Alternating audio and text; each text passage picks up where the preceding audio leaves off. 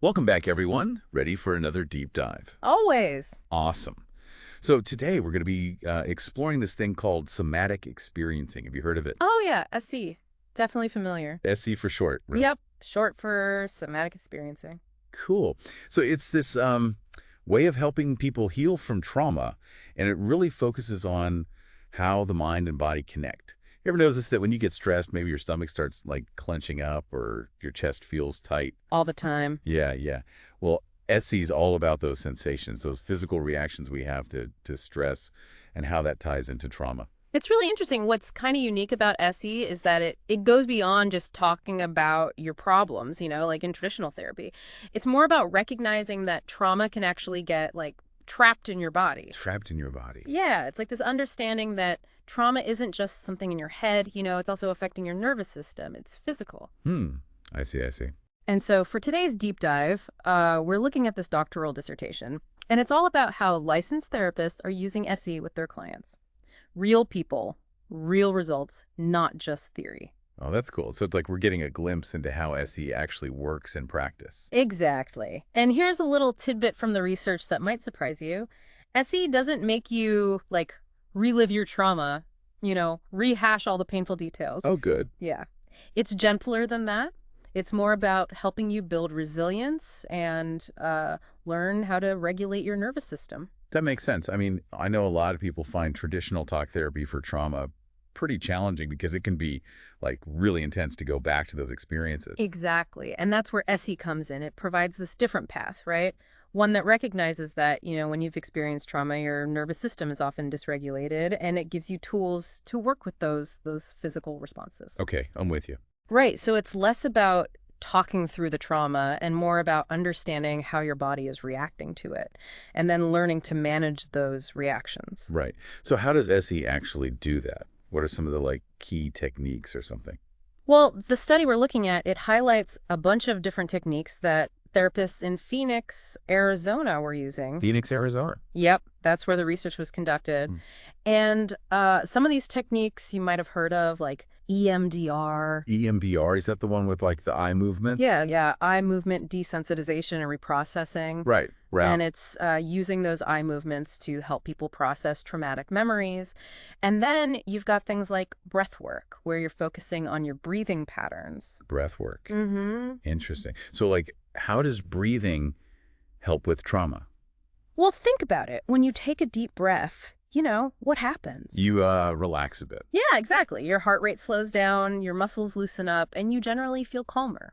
Right. So breath work in SE is basically using that natural physiological response to help regulate your nervous system. Okay. And kind of counteract that super amped up feeling that often comes with trauma. I see, I see. So it's tapping into your body's own way of calming down. Exactly. And there are other techniques that focus on being aware of your body, like body scans. Body scans. Yeah, they help you tune in to what's going on physically, like recognizing tension or discomfort without judgment. Huh. So SE has all these different tools, it sounds like. Yeah, it's like a whole toolbox. A toolbox of techniques, right? Exactly. Addressing all the different ways trauma can show up in your body. So what other tools were in this therapist's toolbox? Well, another one they mentioned was TRE, which stands for trauma releasing exercises. It's all about doing these specific movements that help release tension you're holding, like deep down in your muscles. So you're shaking off the stress. Kind of. It's a pretty powerful technique, actually, because it uses your body's natural tremor mechanism. Tremor mechanism. Yeah, it's built into us this way of discharging stress and restoring balance. Interesting. So it's not about ignoring those physical reactions. It's about working with them. Exactly. And that's where grounding comes in. You familiar with the 5-4-3-2-1 method? Maybe. Remind me. So it's you focus on 5 things you can see, 4 things you can touch, 3 things you can hear. Oh, right. To bring you back to the present. Exactly. Grounding techniques, they kind of anchor you to the here and now, so you're not getting swept away by, the past or worrying about the future. Mm-hmm. And the study found that people were actually able to use these techniques in their everyday lives, too. Oh, cool. So it's not just something you do in therapy. It's something you can take with you. Exactly. It's about giving people the power to manage their own responses to stress and trauma. But, I mean, it's important to remember SE isn't like a quick fix, Right. It takes time and practice, and it's best to do it with a trained therapist. Of course, of course. So let's dive a little deeper into how these techniques are being used. What are therapists actually seeing with their clients? So we've got all these SE techniques, right? Like a whole toolbox full of them.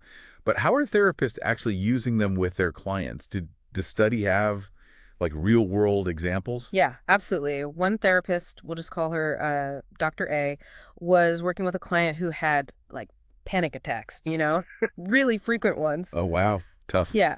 So she was using breath work and also body scans to help this client regulate their nervous system. Breath work for panic attacks, that makes sense. But body scans, how do those fit in?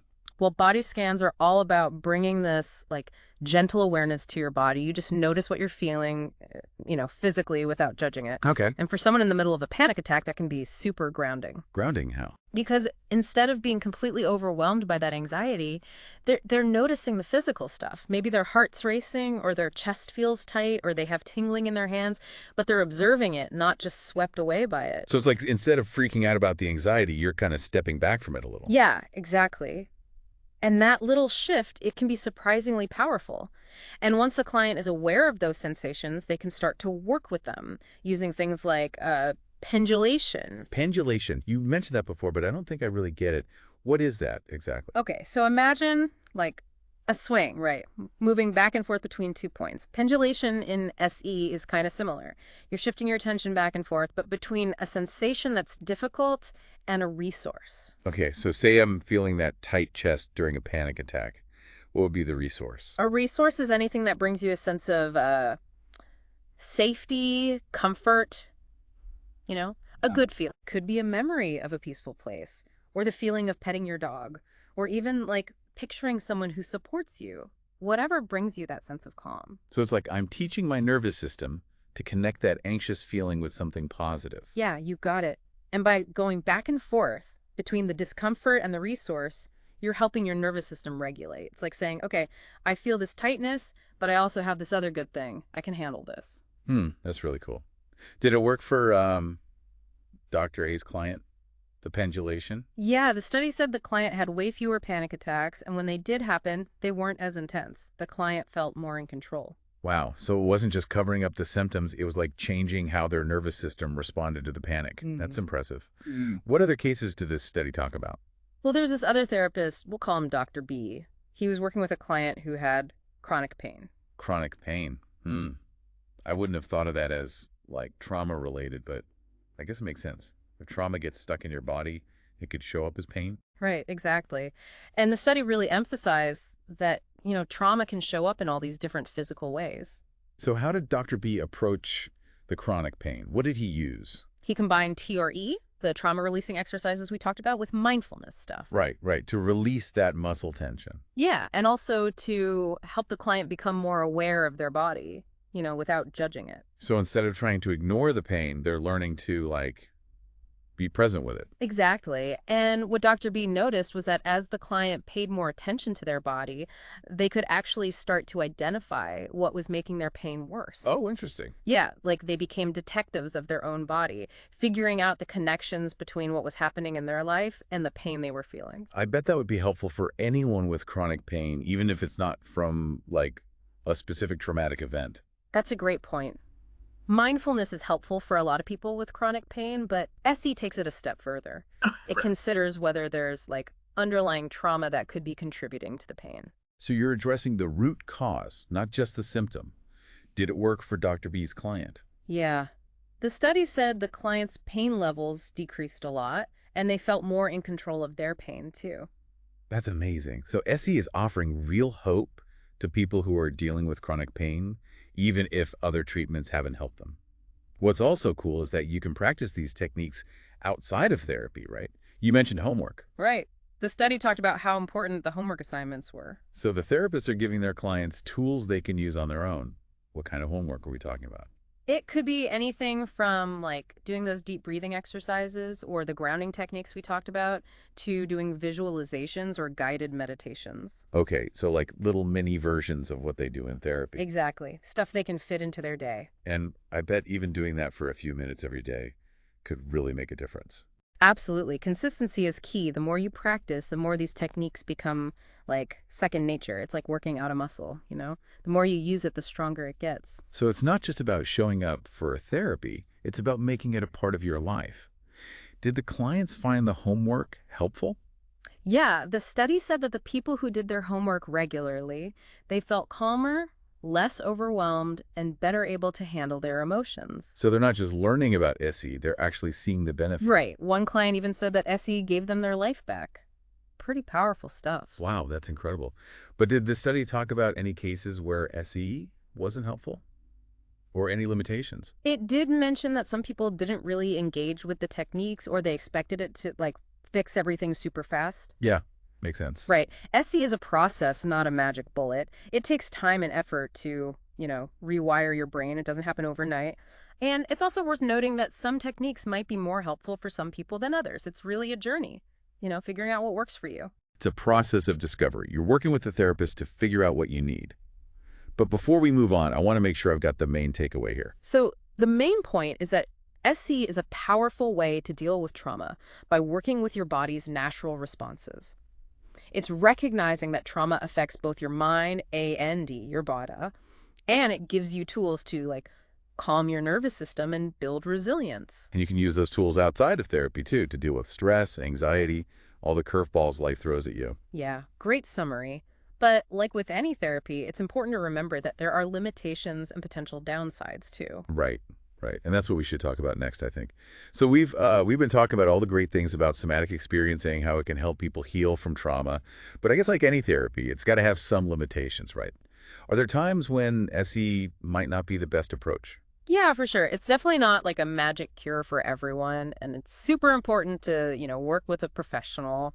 So you wouldn't recommend that someone just like try SE on their own? Well, there are some SE techniques that you can safely practice by yourself, but especially if you're dealing with serious trauma, it's really important to have a therapist guiding you. Yeah, that makes sense. Trauma can be complicated, right? Totally.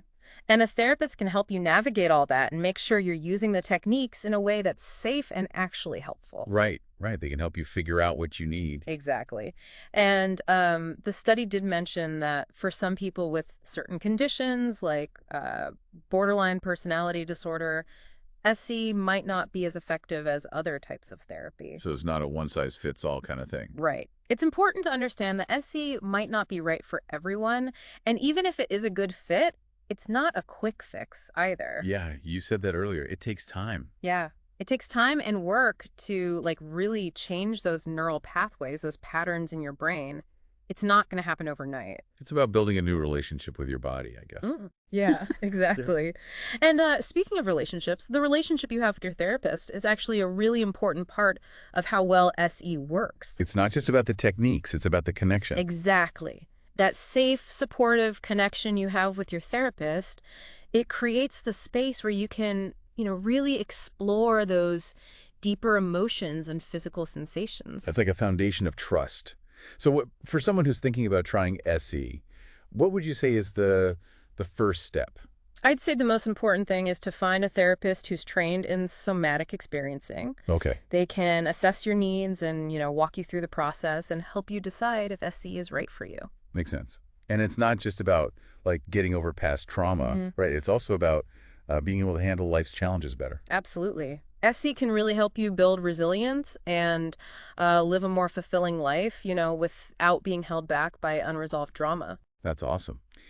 This study we've been talking about, it focused on therapists using SE, but it got me thinking about other practices like yoga or mindfulness meditation, even martial arts, things that connect your mind and body. Yeah, I see what you mean. Do you think those could like work together with SE? Could they be helpful too? I think it's definitely worth looking into. Combining SE with other practices like that, it could create a really powerful effect, like enhancing the healing and deepening your connection with your body. It's about more than just fixing something that's broken. It's about taking care of your whole self, mind, body, spirit. Well said. I think that's a great place to wrap up our deep dive into somatic experiencing. Wow, yeah. What a journey. I feel like I've learned so much about this approach. I'm glad to hear that. And I hope our listeners feel inspired to explore SE and see how it can change their lives too. And if you're interested in learning more about SE, we've got some resources in the show notes. And remember, Healing isn't a race.